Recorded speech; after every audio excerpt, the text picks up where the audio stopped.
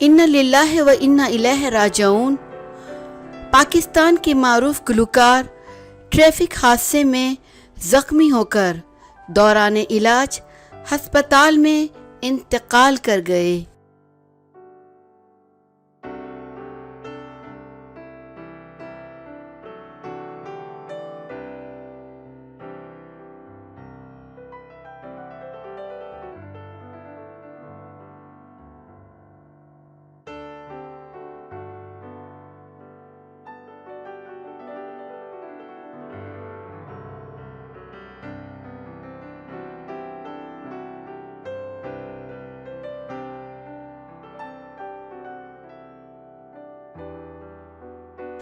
सराइकी गुलकार नवाज फरीद हैदराबाद के करीब ट्रैफिक हादसे में जख्मी हुए थे और दौरान इलाज अस्पताल में इंतकाल कर गए।